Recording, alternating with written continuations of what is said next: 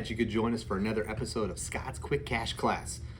You don't get what you deserve, you get what you ask for. That's a great negotiated line right there, right? How true is that in life? You don't get what you deserve, you get what you ask for. And a perfect example of this is kids, right? We see this every day. For those of you out there that have kids, if you don't have kids, pay attention to kids, right? You don't have to teach kids how to negotiate. Kids are always, always gonna come back with another line.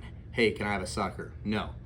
Can I have some candy? No. Can I have a piece of fruit? No. Okay, can I go do this? They never take no the first time. They're just built-in negotiators.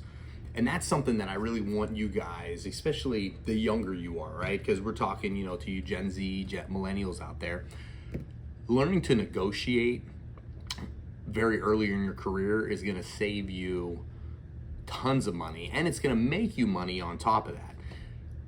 Did you guys know that only 38% of you guys negotiate your salary the first time when you go to a job, right? So you come out of college, you're all excited, right? I want to get a job. Maybe you didn't go to college, maybe you went to trade school, you want to negotiate, or you just got out of high school, and you're like, hey, I just want to take that first job, right? I'm just so excited to get a job.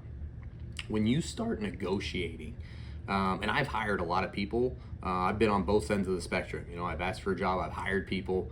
When you have a young person that's confident in who they are and confident in the skills that they bring, just them asking for a raise or asking if this is negotiable, put your employers on their heels. Because I can tell you this, when you have somebody ask you for a raise that you're not expecting, just intrinsically in your mind, you're like, this person must be better than what I think they are. So you just raise your level of value to your employer by simply asking how flexible are you with this, or how close to this number can you come?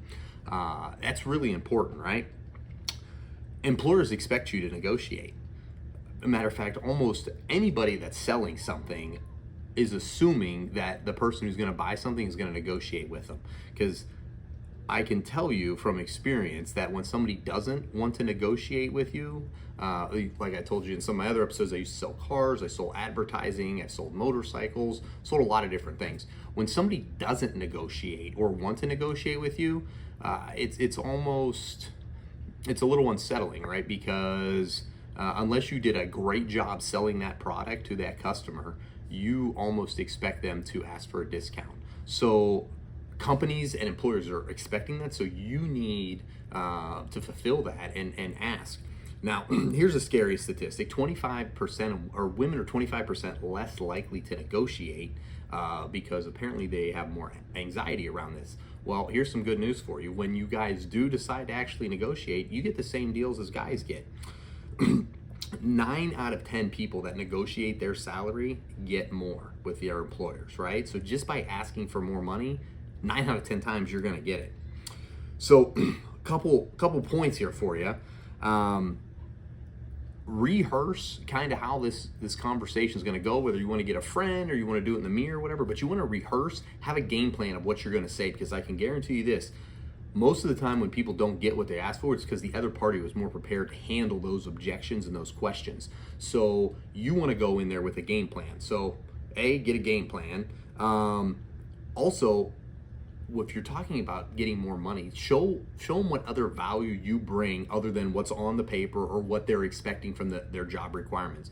Talk to them about the additional value that you bring that might not be on your resume, because an employer, that just might trigger something in that hiring manager's mind that goes, yep, that's the person we want. Yep, let's give them what they want. So a couple things before we go.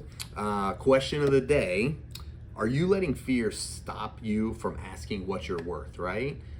Most people don't negotiate because they're scared. Don't be scared, right? Because once that moment passes, you don't get a chance to go back. So don't be scared of a no. That's the worst that can happen. So go after it. And then I'm gonna leave you with the tip of the day. Everything in life is negotiable.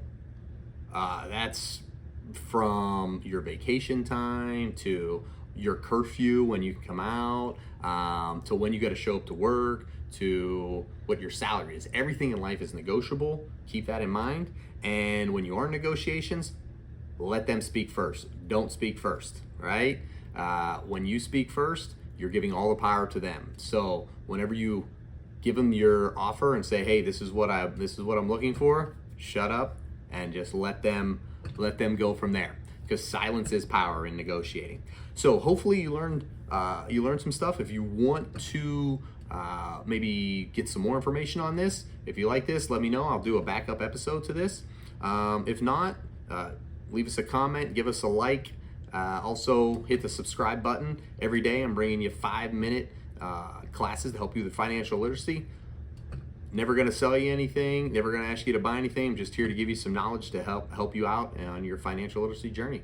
Thanks for watching. Till next time.